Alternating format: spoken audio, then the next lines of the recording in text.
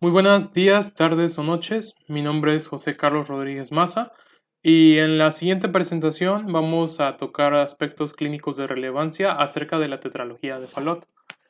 Como justificación, nosotros hemos escogido esta cardiopatía congénita debido a que comparte muchos aspectos fisiopatológicos o clínicos, e inclusive el tratamiento, con una gran parte de lo que son las cardiopatías congénitas, y es inevitable hablar de esta cuando nosotros entramos en materia de las cardiopatías congénitas. De igual manera, estas tienen una presentación cardinal muy importante que puede comprometer mucho la vida de los pacientes, y es por ello que es muy importante conocer los aspectos más relevantes de esta. Finalmente, nosotros podemos saber que esta enfermedad es tan importante que incluso durante la década del siglo XX jugó un papel importante de la cultura popular, como se puede observar en el recorte del periódico. Los objetivos de nuestra presentación van a ser describir los aspectos fisiopatológicos de la tetralogía de Fallot, así como el manejo clínico de las crisis de hipoxia, un estado patológico resultado de la tetralogía de Fallot que es importante conocer debido a la alta mortalidad y letalidad que ésta posee.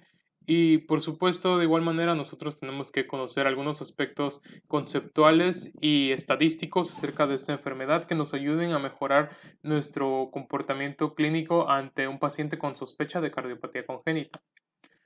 En primer lugar, tenemos que saber que la tetralogía de Fallot es una cardiopatía congénita cianótica con flujo pulmonar disminuido. Esta sería la clasificación que encajaría en su totalidad a la tetralogía de Fallot. Sin embargo, tanto históricamente como estructuralmente, va a estar definida por una cardiopatía congénita cianógena que va a estar definida por la presencia de cuatro anormalidades morfológicas relacionadas entre sí. Se relacionan entre sí debido al proceso fisiopatológico que comparten en común.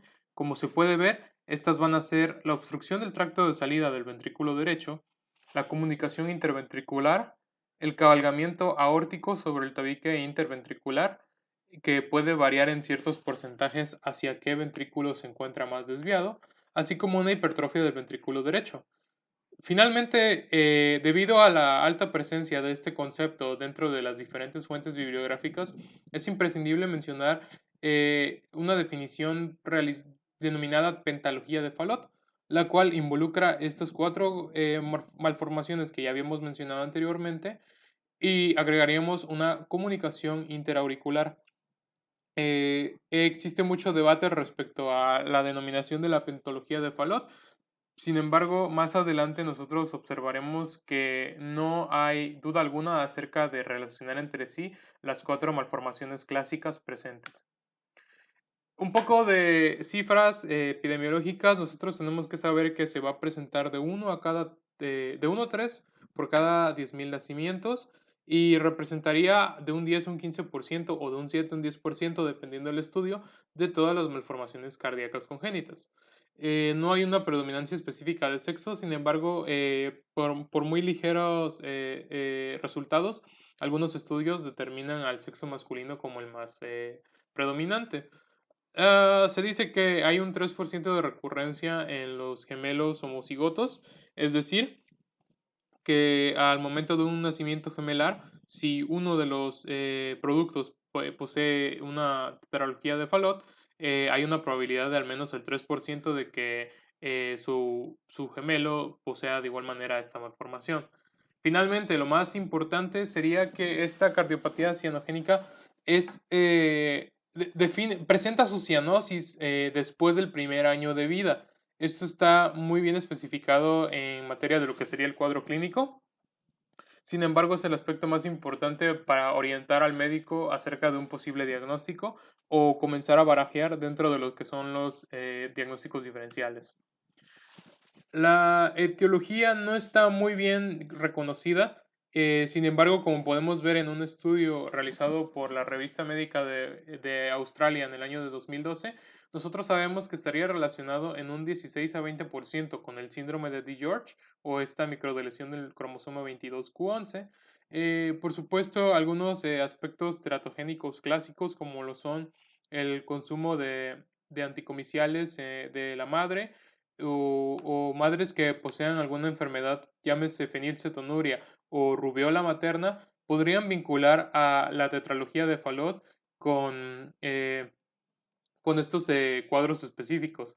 De igual manera, una diabetes gestacional sin control o el consumo de ácido retinoico, este intermediario de la vitamina A, durante el embarazo, podrían asociar de alguna manera con las malformaciones cardíacas, particularmente la tetralogía de Fallot. Dentro de la fisiopatología, y aquí es en donde entra la importancia, es que al recordar nosotros un poco acerca de la embriología del corazón, nosotros tenemos que saber que cuando tenemos al tubo cardíaco, este se va a encontrar dividido por un septum infundibular en lo que serían los esbozos de lo que formaría parte del tronco pulmonar y la aorta. En este tubo cardíaco, esta sección se llamaría tronco común y al momento del desarrollo embriológico, nosotros sabemos que estos vasos se tienen que enrollar para poder desarrollarse de manera adecuada. Sin embargo, este enrollamiento no se produce de manera adecuada, produciendo así una protrusión del septum infundibular que se traducirá en un desplazamiento anterior, superior y derecho. De esta manera, este septum infundibular nunca hará contacto con el septum interventricular, produciéndose así una serie de malformaciones relacionadas entre sí. El dextro desplazamiento del septum infundibular nos daría lugar a una estenosis pulmonar subvalvular. Esta patología en general presenta una válvula pulmonar bicúspide y completamente normal. Sin embargo, la estenosis suele ocurrir y de distintos grados a nivel subvalvular, es decir, a nivel del infundíbulo, unión entre vaso y ventrículo. En segundo lugar, nosotros podemos saber que este mal desplazamiento puede llevar a un cabalgamiento de aorta, como se puede observar en el triángulo de la imagen. Podemos ver cómo prácticamente la aorta se encuentra justo debajo, casi montada de lo que sería el tabique interventricular. Por supuesto, la unión inadecuada del septum infundibular con el tabique interventricular va a producir un espacio real que va a traducirse en una comunicación interventricular entre el ventrículo derecho y el izquierdo. Finalmente, de manera secundaria a la estenosis pulmonar, nosotros podemos esperar una hipertrofia del ventrículo derecho, como se puede observar en la imagen, mostrando así las 4 manifestaciones clave producidas a partir de un solo fenómeno en la tetralogía de Fallot. Finalmente, en la que llamamos en alguna ocasión pentalogía de Fallot, como podemos ver de manera directa, no se relaciona con el desplazamiento del septum infundibular, iniciando así el debate que se mantiene acerca del concepto de esta pentalogía. La tetralogía de Fallot en ocasiones puede presentar vasos colaterales de la arteria pulmonar o un conducto arterioso persistente, dificultando un poco el diagnóstico y compensando de alguna manera esta disminución del tracto de salida del ventrículo derecho. Algunas anomalías asociadas, vamos a saber que hasta el 35% estarán vinculados a una comunicación interauricular y así como un 30% vamos a tener un arco aórtico derecho. Las dos principales anomalías asociadas en relación a los vasos serán el arco aórtico derecho, así como malformaciones de las arterias coronarias, mientras que las más relacionadas con la anatomía pura del corazón serán la comunicación auricular, así como una conducto arterioso persistente. Dentro de las presentaciones clínicas, y aquí podemos hablar un poco más acerca de la fisiología del paciente con tetralogía de Fallot, nosotros tenemos que saber que durante la etapa neonatal podríamos experimentar una insuficiencia cardíaca. Esto principalmente debido a que en la vida intrauterina el producto normalmente suele realizar gran parte de su gasto cardíaco a partir del ventrículo derecho. Una vez ocurrido el nacimiento, en las primeras etapas de vida, el ventrículo derecho sigue teniendo mayor fuerza que el izquierdo, produciéndose así un cortocircuito o un shunt de izquierda a derecha, traduciéndose principalmente en una insuficiencia cardíaca. Posteriormente, conforme pasan los días y se comienza en la etapa de infante o lactante, nosotros vamos a saber que aquí ya podría comenzar a aparecer la cianosis y entre mayor sea el grado de obstrucción del tracto de salida del ventrículo izquierdo, mayor será, más rápido será la aparición de la cianosis en el lactante o incluso en el neonato cuando tenemos una atresia pulmonar. Esta cianosis va acompañada de lo que son las crisis hipercianóticas paroxísticas, mejor conocidas como crisis de hipoxia, que pueden ser potencialmente letales. El lactante puede encontrarse en posición de cuclillas una vez empieza a sentir los síntomas de hipoxia o de cianosis, y esto se debe a que esta posición aumenta el retorno venoso, procurando así un intento de mejorar el flujo pulmonar para que de esta manera logren reducirse los síntomas. Finalmente, en las etapas de preescolar a escolar, nosotros podríamos encontrar aspectos compensatorios de una hipoxemia crónica, como lo son la acropaquia o dedos en palillo de tambor o la poligloburia. Este hallazgo laboratorial sería el más importante y de primera instancia que nosotros tendríamos que evaluar al momento de sospechar una tetralogía de Fallot.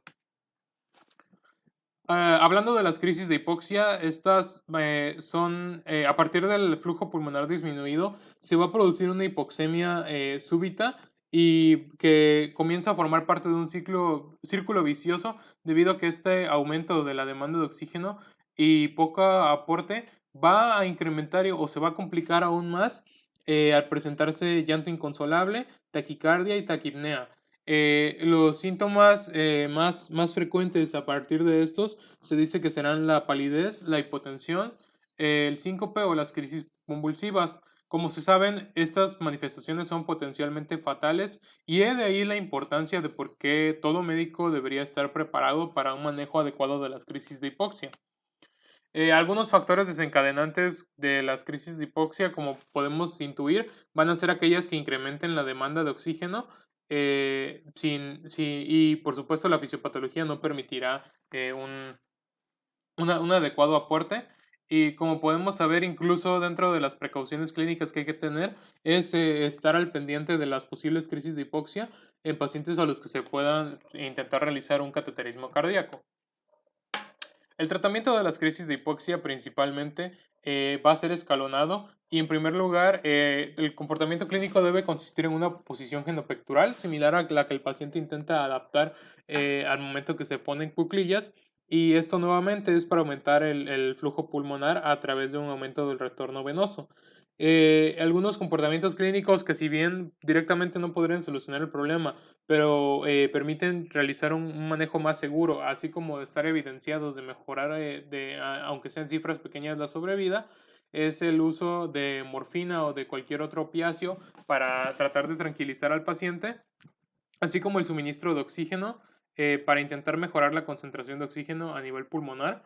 eh, y en los aspectos más paliativos, nosotros podríamos considerar el uso de beta bloqueantes, su efecto simpático lítico nos permitiría principalmente de esta manera favorecer el flujo pulmonar y no complicar el aumento de la frecuencia cardíaca para precisamente evitar el aumento de la demanda de oxígeno. En un contexto más agudo, los alfa-antagonistas nos permitirían realizar una vasoconstricción sistémica y de esta manera tratar de desplazar un poco del flujo cardíaco a nivel de la circulación pulmonar. Los aspectos más correctivos y definitivos serían una compresión aórtica que está indicada en en los casos más graves de tetralogía de Fallot, o una cirugía ya sea correctiva o paliativa, como veremos más adelante. Nunca olvidar que dos aspectos claves para poder mejorar la sobrevida del paciente sería la relajación de este para evitar el círculo vicioso que se forma en la tetralogía de Fallot, así como la intubación inmediata del paciente. Una vez tenemos un paciente con sospecha de tetralogía de Fallot, nosotros tenemos que saber que las características clínicas de mayor importancia van a ser a partir de una obtención de una radiografía de tórax o de un electrocardiograma. En la radiografía de tórax, los dos datos de importancia más importantes que encontramos van a ser el arco pulmonar excavado, descrito aquí como pulmonar excavado, y es una falta de visibilidad de esta tercera protrusión que se produce a nivel mediastínica que correspondería a la arteria pulmonar, así como una hipertrofia ventricular derecha que haría al corazón verse en un aspecto más horizontalizado, como se puede observar en las imágenes de la derecha, traduciéndose así el signo de bota o signo de zapato. característico formado a través de del excavamiento de la arteria pulmonar y de la hipertrofia ventricular derecha. En segundo lugar, el electrocardiograma va a poseer principalmente dos características bastante evidenciables. En primer lugar, sería el eje de QRS a la derecha. Sin embargo, este se encuentra de manera fisiológica desplazado hacia la derecha en la etapa neonatal, por lo que no sería un factor con el que nosotros nos pudiéramos orientar de manera específica. En segundo lugar, nosotros tenemos una onda R mayúscula con S minúscula y ondas T negativas en B1, lo que nos indicaría una isquemia fisiológica, así como un desplazamiento súbito del eje de transición del electrocardiograma. Con esto podemos ver que el eje de transición, que normalmente consistía en un voltaje inferior tanto de R como de S y se encontraba de manera clásica en B3 o B4, no existirá y se desplazará de manera súbita a nivel de las derivaciones derechas, que serían B1 y B2. Por supuesto, también en B6 nosotros encontraríamos una morfología similar a la que encontramos en B1 o al contrario, una morfología completamente distinta. Acá tenemos nuevamente un electrocardiograma en donde fácilmente se puede evidenciar el eje desplazado hacia la derecha y de igual manera nosotros podemos evidenciar el cambio brusco del eje de transición en el electrocardiograma. A partir de la ultrasonografía nosotros podemos llevar una orientación terapéutica acerca del grado de desplazamiento del septum infundibular para poder nosotros considerar ya sea una cirugía correctiva o una cirugía paliativa. Aquí nosotros podemos observar, por supuesto, también el cabalgamiento de la aorta y la hipertrofia del ventrículo derecho. De esta manera nosotros tenemos una imagen clínica bastante más evidente acerca del manejo que éste podría llegar a tener. Y de igual manera, a través de la ventriculografía nosotros podríamos analizar el grado de estenosis subvalvular que ocurre a nivel de la válvula pulmonar. El tratamiento principalmente, como les había comentado de manera definitiva, va a ser a través de la cirugía. Van a existir distintas técnicas quirúrgicas con las cuales principalmente se va a intentar ampliar el tracto de salida del ventrículo derecho y el cierre de la comunicación interventricular. Aspectos que principalmente en la disminución del tracto de salida del ventrículo derecho van a producir los datos clínicos que mayor riesgo tienen a la vida del paciente, que serían las crisis de hipoxia, así como el cortocircuito de derecha a izquierda que suele ocurrir en estos pacientes.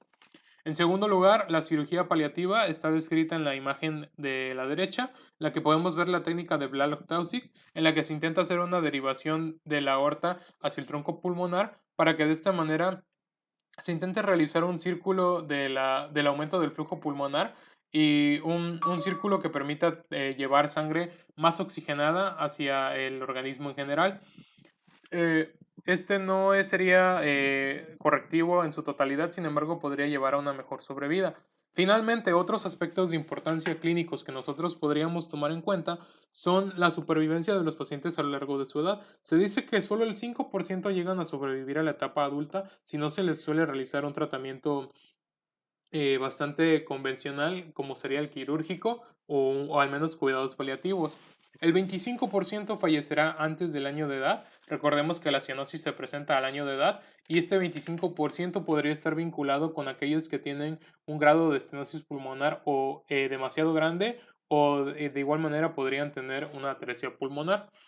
De igual manera, nosotros tendremos a que de 40 al 70% fallecerán en la etapa escolar. Y finalmente, nosotros tenemos que saber que los pacientes con tetralogía de Fallot tienen un buen pronóstico, incluso si se les llega a operar antes de cumplir la edad adulta. Las complicaciones posquirúrgicas bien podrían estar relacionadas en inmediatas o tardías y principalmente se van a deber a los efectos cicatrizales del corazón, como podrían ser las arritmias o las insuficiencias cardíacas derechas. En conclusión, la cardiopatía congénita cianogénica con disminución del flujo pulmonar más frecuente después del primer año de edad será la tetralogía de Fallot. Es muy importante hacer hincapié en esta patología siempre que hablemos de cianosis y, por supuesto, tener muy presente el manejo de las crisis de hipoxia en caso de cualquier paciente que pueda llegar con complicaciones severas. De esta manera nosotros concluimos y agradecemos el tiempo por haber escuchado la presentación.